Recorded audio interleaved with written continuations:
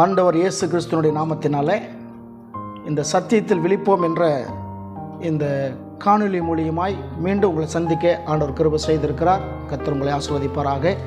நீங்கள் காட்டு வருகிற பேர் உதவிக்காக ஆண்டவருக்கு நன்றி சொல்லுகிறேன். கர்த்தர் நல்லவராக இருக்கிறார். நீங்கள் அநேகர் எங்களை ஸ்தோத்திரம் உற்சாகப்படுத்தி கொண்டிருக்கிறீங்க. கர்த்தர் உங்களை ஆசீர்வதிப்பாராக.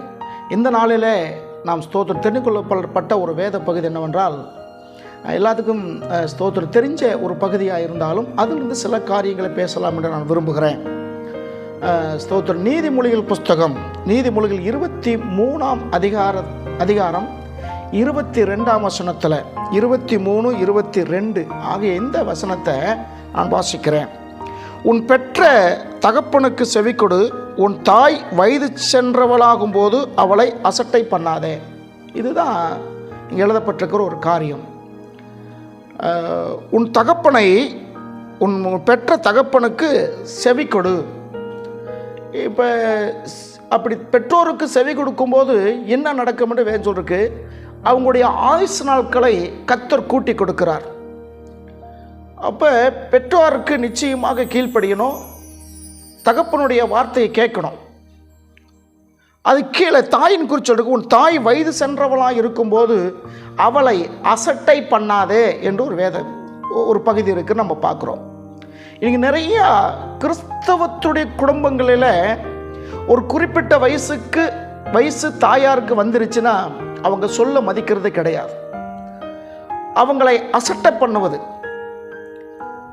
அந்த தாய் அவர்களை எந்த அளவத்தில் சீராட்டி பாராட்டி அவங்க வளர்த்துருப்பாங்கன்னு அவங்களுக்கு தெரியாது.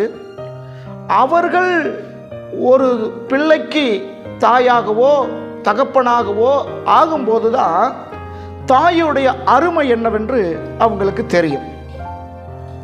இப்போ நீதிமொழிகளை இப்படியாக நம்ம பார்க்குறோம். உன் தாய் வயது சென்றவளாக இருக்கும்போது அவளை அசட்டை பண்ணாத. ஏன் அந்த வார்த்தை பர்டிகுலராக வருதுன்னா, வயது சென்றவளாக இருக்கும்போது அவர்கள் சிறு பிள்ளைகளாக மாறிவிடுகிறார்கள்.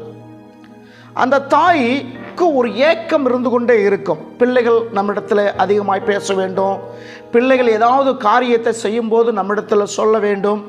ஏனென்றால் அந்த பிள்ளைகள் குறிப்பிட்ட வயசுக்கு முன்னாடியெல்லாம் எந்த காரியம் இருந்தாலும் அம்மா கிட்ட கேட்பாங்க. அம்மா நான் அங்கே போகிறேன், இங்கே போகிறேன், அது வாங்குகிறேன், இது வாங்குறேன்னு சொல்லுவார்கள்.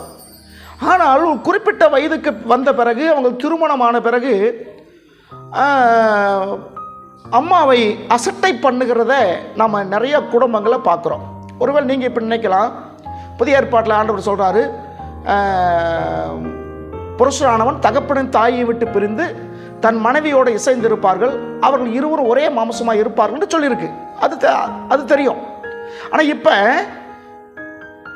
தாய் அசட்டை பண்ணாதன்னு சொல்றதை நம்ம பார்த்துக்கிட்டு இருக்கிறோம். தகப்பன் தாய் விட்டு பிரிந்து தன் மனைவியோடு இசைந்து இருப்பான், அவர் இருவரும் ஒரே மாம்சமாக இருப்பார்கள். இருக்கட்டும், அதுதான் நல்லது, அப்படிதான் இருக்கணும். ஆனால் தாயை, தகப்பனுக்கு செவி கொடு, தகப்பனை விட்டுருங்க. இப்போ தாயை குறித்து இங்கே நம்ம பார்க்க போகிறோம். தாயை என்ன செய்யாத, அசட்டை பண்ணாத. இந்த கிழவைக்கு என்ன நம்ம சொல்லிக்கிட்டு என்ன செய்யறது, இவங்ககிட்ட பேசுறது நமக்கு டைம் வேஸ்ட்டு அப்படின்னு தாய் ஒரு ஆர்வமாக, எங்கே தம்பி போகிறீங்க, எங்கம்மா போகிறீங்கன்னு கேட்டாலும் உனக்கு அது புரியாதுமா, சொன்னாலும் உனக்கு தெரியாது என்று சொல்லி அவர்களை தட்டி கழித்து போகிற பிள்ளைகளை இன்றைக்கி நிறையா பேரை நம்ம பார்க்குறோம். என் அருமையான தேவ ஜனமே, உன் வீட்டில் இருக்கிற உன் தாயை அசட்டை பண்ணாத. உன் வீட்டில் இருக்கிற அம்மாவை நீ அசட்டை பண்ணாத. அவங்களுடைய காரியங்கள் என்னவென்று உங்களுக்கு தெரியும். சில தாயாருடைய மனசு, பிள்ளைகள் வீட்டை விட்டு எங்கேயாச்சும் போயிட்டாங்கன்னா அவங்க திரும்பி வரும்போது அவர்கள் எதையாவது வாங்கி கொண்டு வருவார்களார் என்று அந்த தாய் உள்ள இயங்கிக் கொண்டு இருக்கும். இவங்ககிட்ட பணம் இருக்கலாம், வசதி இருக்கலாம், நினைச்சா எது வேணாலும் ஆர்டர் பண்ணி சாப்பிடலாம். ஆனாலும் பிள்ளைகள் வெளியே போயிட்டு வரும்போது எதையாச்சும் வாங்கி கொண்டு வருவாங்களா, அதை நான் சாப்பிடணும் அப்படி சொல்லி ஒரு ஆவல், ஒரு ஆவலாக இருப்பாங்க. ஒரு காலத்தில் நீங்களும் நானும் சிறு பிள்ளைகளாக இருக்கும்போது அப்பா எப்போ வருவாங்க, அம்மா எப்போ வருவாங்க, வந்தால் ஏதாச்சும் வாங்கி கொண்டு வருவாங்க, எப்படி நீங்களும் நானும் ஆவலாக காத்திருந்தோமோ அந்த மாதிரி குறிப்பிட்ட வயசு, அவங்க முதிர்ந்த வயதான பிறகு தாயுடைய உள்ளம் அது இயங்கிக் கொண்டு இருக்கும். தகப்பன் பிரச்சனை இல்லை, அவர் எங்கேயாச்சும் போவார், அது ஒரு பொருட்டை அவர் எடுக்கவும் மாட்டார். சரிங்களா? ஆனால் அம்மா, நீங்கள் பிள்ளைகள் தான் அவங்களுக்கு உலகம், பிள்ளைகள் தான் அவங்களுக்கு வாழ்க்கை, அவங்க ஒரு தியாகி. அப்படிப்பட்ட தாயை என்ன செய்யாதீங்க, அசட்டையாக நினைக்காதீங்க. அவங்கள மதிக்காட்டாலும் பரவாயில்ல, அசட்டை பண்ணுகிறது அவங்க மனசு அவ்வளோ வேதனையாக இருக்கும். பிள்ளைகள் என்னோட கொஞ்சம் கூட பேச மாட்டாங்களான்னு சொல்லி ஒவ்வொரு தாயுடைய உள்ளத்திலையும் ஒரு பாரம் இருந்து கொண்டே இருக்கும். இதை பார்க்குற, இதை கேட்குற என் தேவனுடைய ஜனமே, உங்கள் வீட்டிலையும் ஸ்தோத்திரம் முதிர்ந்த தாய் ஒருவேளை இருக்கலாம். அவர்களை நீங்கள் எப்படி நடத்தி கொண்டு இருக்கிறீர்கள்? அவங்கள ஒருத்தர் சொல்லுவார்ல, உன் வீட்டில் இருக்கிற தாயை கோயில் கட்டி கும்பிட வேண்டாம், கோயில் வாசலில் பிச்சை எடுக்க விட்டுறாதீங்க அப்படின்னு ஒருத்தர் சொன்னார். சில சொல்லுவாங்க தாய் தந்த பரிசு அப்படின்னு சில வாகனங்களில் போட்டு இருப்பாங்க. சில கார்லேயோ வாகனங்களையோ டாடா ஐஸ்லேயோ ஒரு வார்த்தை போட்டிருப்பாங்க, இது தாய் தந்த பரிசு அப்படின்னு. ஏன்னா அந்த வாகனம் வாங்குறதுக்கு அம்மா உதவி செஞ்சுருக்காங்கன்னு அர்த்தம்.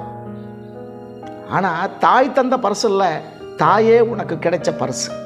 அந்த பரிசு எப்படி நீங்கள் பாதுகாக்கிறீங்க? அந்த நன்கொடையை எப்படி நீங்கள் பாதுகாக்கிறீங்க? சில இடங்களை பார்க்குறோம், பிள்ளைகள் இருந்தாங்கன்னா அவங்க பெற்றோருடைய முதிர்ந்த வயதில் யார் வீட்டில் இருக்கணும் அப்படின்னு கேட்பாங்க. யார் வீட்டில் இருக்கணும்? அம்மா அப்பாவெல்லாம் நான் வச்சு பார்க்க முடியாது, நாங்கள் இருக்கிற வீடு சின்ன வீடாக இருக்குது, நாங்கள்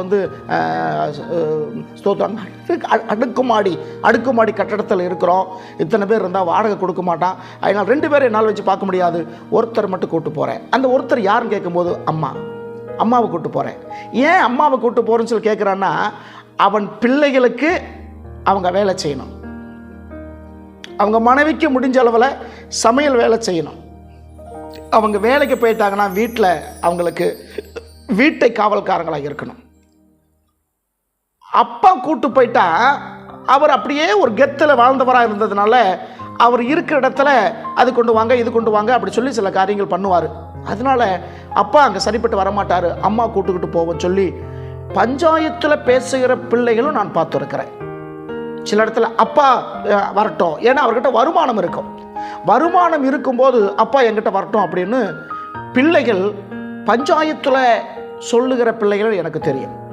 என் அருமையான தேவச்சனமே, கிறிஸ்துக்குள்ளாக இருக்கிற நாம உங்களுடைய வீட்டில் இருக்கிற அந்த முதிர்ந்த தாயை நீங்கள் எப்படி பாவித்து கொண்டு இருக்கிறீங்க? எப்படி நீங்கள் பாவித்து கொண்டு இருக்கிறீங்க? இங்கே ஆண்டவர் சொல்லுகிறார், அப்போ நீ பாதுகாக்கணும், நீ அவங்கள பாதுகாக்கணும் சொல்லுகிறார். சில அம்மாமார்கள் சொல்லுவாங்க, வயசானவங்க, இந்த முதிர்ந்த தாய் சொல்லுவாங்க, 2 விதத்தில் சொல்லுவாங்க. ஒரு சில தாய்மார்கள் சொல்லுவாங்க தெரியுங்களா, நான் மஞ்சள் குங்குமத்தோடு இந்த உலகத்துட்டு போக வேண்டும், மஞ்சள் குங்குமத்தோடு நான் முன்னாடி போகணும், வீட்டுக்காருக்கு முன்னாடியே நான் செத்து போகணும் அப்படின்னு சில பேர் சொல்லுவாங்க. அது இந்த மண்ணினுடைய காரியமா இல்லை கலாச்சாரமா எனக்கு தெரியல, ஆனால் அப்படி சொல்லுகிற நிறையா உண்டு. என்னை பொறுத்த வரையில் அது சரியானதில்லை. சிலர் சொல்லுவாங்க, எனக்கு முன்னாடியே அவர் போய் சேர்ந்துடணும், இதுதான் சரியான வார்த்தை. நான் இருக்கணும், எனக்கு முன்னாடி என்னுடைய கணவர் போய் சேர்ந்துடணும். ஏன்னா 40 வருஷம் 50 வருஷம் பார்ட்னராக இருந்தவர், அவருடைய குணங்கள், அவருடைய காரியங்கள், அவருடைய ஈகோ, அவருடைய காரியங்கள் எல்லாம் எனக்கு தெரியும். அவருக்கு வர்ற கோபம், அவருக்கு இருக்கிற பிடிவாதம் பயங்கரமாக இருக்கிறதுனால நான் இத்தனை காலமாய் அவரை சமாளித்து இந்த நிலைமை கொண்டு வந்துட்டேன். நான் முன்னாடி போயிட்டா இவர் பாடு கஷ்டமாக இருக்கும். ஏன்னா நிச்சயமாக பிள்ளைகளோ பேர பிள்ளைகளோ இவரை வச்சு என்ன செய்ய முடியாது, பார்க்க முடியாது. ஆகையினால எனக்கு முன்னாடி அவர் போயிட்டாருன்னா பிரச்சனை இல்லை, ஏன்னா அவர் போக வரைக்கும் நான் அவரை என்ன செஞ்சிருவேன், பாதுகாத்து கொடுவேன் அப்படின்னு அந்த தாய் உள்ளம் சொல்லுறத பார்க்குறோம். சில பேர் சொல்கிறாங்க, ஏன்னா இந்த அம்மாவுக்கு தெரியும், அவர் போயிட்டார்னா நான் ஒரு வீட்டில் என்னுடைய மகன் வீட்லேயோ நான் இருக்கும்போது எனக்கு பெரிய பிரச்சனை இல்லை, எது இருந்தாலும் நான் சகிச்சிருவேன், என்னால் முடிஞ்ச வேலை விட்டு செய்வேன், அதனால் பிரச்சனை இல்லை. ஆனால் அவர் இருந்தார்னா அப்படியெல்லாம் செய்ய மாட்டார் அப்படின்னு அந்த அம்மா அறிந்ததுனால இப்படி சில பேர் சொல்லுகிறத உண்டு. நம்ம தேசத்தில் இருக்கிறாங்க, உங்களுக்கும் எனக்கு தெரிந்தவர்கள் நிறைய பேர் அப்படி சொல்கிறாங்க. சரிங்களா? இன்னொரு வசனத்தை நீங்கள் பார்த்தீங்கன்னா, அதே நீதிமொழிகள் புஸ்தகம் 17ஆம் வசனத்தில், இது யாக்கோப்புடைய புத்தர் ஆஷூர் சொல்லக்கூடியவன், இது என்ன சொல்லுக்குன்னா, ஸ்தோத்திரம். இது வந்து போதக பகுதின்னு சொல்லியிருக்கு. போதக பகுதி. யாக்கோப்புடைய பிள்ளை அஷூர்னு சொல்லக்கூடியவன் இந்த வார்த்தைகள் அப்படியே சொல்லிக்கிட்டு வர்றார். சொல்லிக்கிட்டு வரும்போது அவர் என்ன சொல்கிறாரு, உன் தகப்பனை பரியாசம் பண்ணி தாயின் கட்டளையை அசட்டை பண்ணி அப்படிப்பட்டனுடைய கண்களை காகங்கள் பிடுங்க வேண்டும் சொல்கிறார். இது பயங்கரமான ஒரு காரியமாக இருக்குல்ல. உன் தகப்பனை நீ அசட்டை பண்ணுற, உன் தாயை என்ன செய்கிற, உன் தகப்பன் பரியாசம் பண்ணுற, உன் தாயின் கட்டளை அசட்டை பண்ணுகிற, அப்படிப்பட்ட பிள்ளைகளை கண்களை காகங்கள் பிடுங்கும், கழுகு குஞ்சுகள் அவங்க சரீரத்தை தின்னும் அப்படிலாம் சொல்லியிருக்கு. இப்போ எவ்வளோ பெரிய தண்டனையான காரியம். ஒருவேளை நீங்கள் நினைக்கலாம், இது பழைய ஏற்பாட்டில் சொன்னது தானே, பழைய ஏற்பாட்டில் எழுதப்பட்டது தானே, இது நமக்கு இல்லைன்னு சொல்லாதீங்க. இன்றைக்கி புண்ணிய ஸ்தலங்கள் சொல்கிறாங்களே, புண்ணிய ஸ்தலங்கள் வைக்கிறாங்களே, புண்ணிய ஸ்தலங்கள் சொல்லுவாங்க, டூரிஸ்ட் பிளஸ் சொல்லுவாங்க. அந்த இடங்களில் பார்த்தீங்கன்னா வயசான தாய்மார்கள் நிறையா இருப்பாங்க, வயசான ஸ்தோத்திரம் ஐயாமார்கள் நிறையா இருப்பாங்க. அவங்கெல்லாம் அங்கே வந்து டூரிஸ்டுக்காக வந்தவங்க கிடையாது, அல்லது புண்ணிய ஸ்தலங்களில் ரொம்ப பக்தி மார்க்கமாக அவங்க போகலை. பிள்ளைகள் அவங்கள கொண்டு போய் விட்டுட்டு வந்துடுவாங்க. இன்றைக்கி சில தொண்டு நிறுவனங்கள் அப்படிப்பட்டவங்களை கண்டறிந்து அவங்க ரோட்டில் படுத்திருக்காங்க, பனியில் படுத்திருக்காங்க, மலையில் படுத்திருக்காங்க. அவங்கள தேடி தேடி போய் அவங்களால முடிந்த உதவி, போர்வை தர்றாங்க, சாப்பாடு கொடுக்குறாங்க, ட்ரெஸ்ஸு கொடுக்குறாங்க. சில வயதானவர்களுக்கு முடி வெட்டி விட்டு அவங்க டிஷர்ட்டு போட வச்சு, அது ஒரு பெரிய ஒரு காரியமாக இருக்குது. என் அருமையான தேவ ஜனமே, அதனால் உன் தாயை தகப்பனைக்கு நீ கோயில் கட்டி கும்பிட வேண்டாம், அவர்களை கோயில் வாசலில் பிச்சை எடுக்காமல் செய்வீங்க. இன்றைக்கி முதியோர் இல்லங்கள் நிறையா இருக்குது, பார்த்துக்கிடுங்க. முதியோர் இல்லங்கள் நிறையா இருக்குது. அந்த முதியோர் இல்லங்களில் நிறையா பேர் அங்கே இருக்கிறாங்க, ஆதரவற்ற நிலவில் இருக்கிறாங்க. ஆனால் எங்கேயாச்சு ஒரு 30,000 40,000 பென்ஷன் வாங்குகிற அம்மாவையோ அப்பாவையோ முதியோர் இல்லத்தில் இங்கே பார்த்துருக்கீங்களா? ஒரு 20,000 30,000 பென்ஷன் வாங்குறாங்கள்ல, அவங்கள முதியோர் இல்லத்தில் சேர்க்கவே மாட்டாங்க. ஏன்னா அவங்கக்கிட்ட என்ன இருக்குது, வருமானம் இருக்கிறதுனால அப்படிப்பட்ட வீட்டில் வச்சுருப்பாங்க. ஒன்றும் இல்லாத தாய்மார்களை தான் இன்றைக்கி எங்கே கொண்டு போய் சேர்த்துடுறாங்க, அங்கே கொண்டு போய் சேர்த்துடுறாங்க. சில பேர் வீட்டிலையே வச்சுருப்பாங்க. அவங்க இறந்து போன பிறகு இவங்களுடைய ஆடம்பரத்தை அங்கே காட்டணும். பயங்கரமான தேர் கட்டுவாங்க, பாட பயங்கரமான தேரை கட்டி அப்படியே ராஜாராணி ஆட்டம் கொண்டு வந்து, நையாண்டி மேளத்தை கொண்டு வந்து நல்லா ட்ரம் அடித்து ரேடியோலாம் வச்சு அப்படியே சொல்லுவாங்க, கலக்கிட்டாங்க. இது அந்த இறந்து போன அம்மாவுக்கு கிடையாது, இறந்து போன அப்பாவுக்கு கிடையாது, இவங்களுடைய பெருமைக்காக செய்கிற காரியம். நீ அவங்க செத்து போன பிறகு நீ ட்ரம் அடித்து என்ன செய்ய, நீ மைக் செட்டு வச்சு என்ன செய்ய, நீ பெரிய தேர் கட்டி என்ன செய்ய. சில பேர் பார்த்தீங்கன்னா அவங்க வீட்டிலிருந்து கல்லறை வரைக்கும் என்ன செய்வாங்கன்னா காசு எரிச்சிக்கிட்டே போவாங்க. சில்லற காசு நிறைய வாங்கி மாற்றி வச்சுக்கிட்டு அந்த பாடைக்கு முன்னாடி அப்படியே போட்டுக்கிட்டே போவாங்க. இப்படி செலவு பண்ணுற நீ அவங்க உயிரோடு இருக்கும்போது அவங்க தேவைகளை நீங்கள் சந்திச்சதற்கா? அவங்ககிட்ட ஒரு அரை மணி நேரம் உட்காந்து பேசுனது உண்டா? அவங்களுடைய ஏக்கம் என்னவென்று நீங்கள் புரிஞ்சு கொண்டது உண்டா? அப்படிப்பட்டவருடைய கண்களை காகங்கள் பிடுங்கும் என்று பழைய ஏற்பாடு சொல்லியிருக்கு. ஆகையினால என் தேவ ஜனமே, இது வந்து ஒரு பயமுறுத்தலுக்காக அல்ல. புதிய ஏற்பாட்டில் இயேசு கிறிஸ்துவும் அவர் 30 வயது வரைக்கும் கீழ்ப்படிந்தவராக இருந்தார், பெற்றோர்களுக்கு அடங்கி இருந்தார் என்று நீங்கள் லூக்காவில் முதல் பகுதியில் நீங்கள் பார்க்கலாம். பெற்றோர் இடத்துல அடங்கி இருந்தார் என்று சொல்லி. எது வரைக்கும்? 30 வயது வரைக்கும் அவர் பெற்றோருக்கு கீழ்ப்படிந்திருந்தார், அம்மாவுக்கு. ஏன்னா தகப்பன் முன்னாடி இறந்து போனதுனால அம்மாவை அவர் ஸ்தோத்திரம் அனுசரிப்பில் இருந்ததாக சரித்திர ஆய்வாளர்கள் சொல்கிறாங்க. ஆகையினால இந்த காரியங்கள் நீங்கள் பாருங்கள். இன்னொரு வசனத்தை நம்ம பார்க்குறோம். 1 ராஜாக்கள் புஸ்தகம் 3ஆம் அதிகாரத்தில் 16ஆம் வசனத்திலிருந்து 26ஆம் வசனம் முடிய 2 தாய்மார்கள் வர்றாங்க. அவங்க யாரோ அதை பற்றி நம்ம இது பண்ண வேண்டாம். சாலமோன் ராஜாவாய் வந்த பிறகு, ஆண்டவர் அவனுக்கு தரிசனம் கொடுத்த பிறகு அவங்ககிட்ட வர்ற பஞ்சாயத்து, முதல் பஞ்சாயத்து 2 பேர் வந்து ஒரு பிள்ளையை கேட்குறாங்க.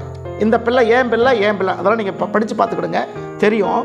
அப்போ சாலமோன் சொல்கிறாரு, 2 தாய் வந்து ஒரு பிள்ளையை கேட்குறதுனால எப்படி பண்ண முடியும்? ஒரு தாய்க்கு பல பிள்ளைகள் பிறந்ததுண்டு, இரு தாய்க்கு ஒரு பிள்ளை பிறப்பதுண்டோ? அப்படி வாய்ப்புகளே கிடையாது. அதனால் அவங்க 2 பேரும் பிடிவாதமாக கேட்குறாங்க, எனக்கு வேணும் கேட்குறாங்க. அப்போ சாலமோன் என்ன செஞ்சார், அந்த 3ஆம் அதிகாரம் 16ஆம் வசனத்துலேருந்து 26ஆம் வசனம் முடிய அந்த பகுதி இருக்கிறது நீங்கள் பார்க்கலாம். சரிங்களா? அப்போ அந்த குழந்தையை 2ஆக வெட்டி ஆளுக்கு பாதியை கொடுத்துடுங்க அப்படின்னு சொன்ன உடனே உண்மை உள்ள தாயுடைய குடல் நடுங்கிச்சுன்னு வேதம் இருக்கு. அந்த ஸ்தோத்திரம் 26ஆம் வசனம், பிள்ளையின் தாய் அவள் குடல் ஸ்தோத்திரம் துடித்ததா. இதான் கவிஞர் கண்ணதாசன் அருமையான 4 வரி சொல்லிருக்கிறாரு. பெத்தெடுத்த உள்ளம் அது தெய்வம், அது பேசுகின்ற வார்த்தை என்றும் மவுனம். இரத்தத்துடன் சேர்ந்தது அந்த பாசம், அது நாள் கடந்து பிள்ளையிடம் பேசும், அது நாள் கடந்து பிள்ளையிடம் பேசும். பெத்தெடுத்த உள்ளம் அது தெய்வம். ஏன் பாஸ்டர் இதெல்லாம் பாரு நினைக்கிறீங்களா? நம்ம அப்படியே வானத்தில் குதித்து வந்தவங்கள எல்லாமே அந்த நிலந்து கடந்து வந்தவங்க தான். இந்த பகுதி நாம் எழுதியிருக்கணும். எத்தனையோ பாடல்கள் கிறிஸ்தவ வட்டாரத்தில் இன்றைக்கி பார்த்தீங்கன்னா 7000 பாட்டு ஒரே புஸ்தகத்தில் இருக்குது. இன்றைக்கி பாட்டு எழுதுகிறவங்க பஞ்சமே கிடையாது. ஏனோ இதை விட்டுட்டாங்க. இது வேதத்தில் இருக்கிறது தான் கண்ணதாசன் எடுத்து பாடினார். சரிங்களா? அதனால் உடனே உங்களுடைய கற்பனைகள் வேறு பக்கம் போக வேண்டாம். அப்போ தாயுடைய உள்ளம், அவங்களுடைய குடல் துடித்ததான். ஏன்னா பிள்ளையை வெட்டணும் அப்படின்னு சொன்ன உடனே தாயுடைய உள்ளம் துடிக்குது. அந்த துடிப்பை சாலமோன் கண்டுபிடித்து இவள்தான் உண்மையான தாய் என்று அந்த மகனை தாய் இடத்துல ஒப்படைத்தாள். அப்போ இதுதான் ஸ்தோத்திர உணர்வு பூர்வமான ஒரு காரியம். உன் தாய் வயது சென்றவளாக இருக்கும்போது, முதிர்ந்த வயதுகளாக இருக்கும்போது அவளை அசட்டை பண்ணாதே, அவளை பாதுகாத்துக்கொள். அவள் உங்களுக்கு சொத்திசம். வேதம் சொல்றதுக்கு முதியவர்கள் உங்கள் வீட்டில் இருக்கிற பொக்கிஷம் என்று சொல்லியிருக்கு. முதியவர் உங்கள் வீட்டில் இருந்தாங்கன்னா அவங்க பொக்கிஷம். ஏன்னா உங்களை வளர்த்து, உங்கள் பிள்ளைகளை வளர்த்து, நீங்கள் எங்கேயாச்சும் போது உங்கள் பிள்ளைகளுக்கு காவல் இருந்து அந்த உங்கள் தகப்பனும் தாயும் அந்த பிள்ளைகளுக்கு வேடிக்கை காட்டுகிற பொருளாக அவங்க மாறிடுறாங்க. பிள்ளைகளை மேலே உட்கார வச்சு சொல்லுவாங்க, ஆனை மேலே அம்பாரி, அவ்வளோ பெரிய ஆள். அவர் கவர்மெண்ட் வேலையாக இருக்கலாம், இல்லை எதை விவசாய கூலியாக இருக்கலாம், விவசாய வேலையாக இருக்கலாம், யார் இருந்தாலும் சரி. வீட்டில் இருக்கும்போது என்ன செய்வாங்க, அந்த பிள்ளைகளை மேலே உட்கார வச்சு அந்த பிள்ளை சிரிப்பு காட்டுறதுக்கு ஸ்தோத்திரம் குரங்கு மாதிரி அவங்க இது பண்ணுவாங்க. ஒரு பைத்தியக்கார மாதிரி நடிப்பாங்க. இப்படி நடித்து உன் பிள்ளைகளை அவங்க சந்தோஷப்படுத்துவாங்க. உன் பெற்றோர்கள் உன் வீட்டில் இருப்பது உனக்கு ஆசீர்வாதம். ஆகையினால என் தேவச்சனமே, உன் வீட்டில் இருக்க தாயை அசட்டை நீ பண்ணாதே. ஸ்தோத்திரம். இன்னொரு வசனத்தை வாய்ச்சி நம்ம முடிக்கிறோம்.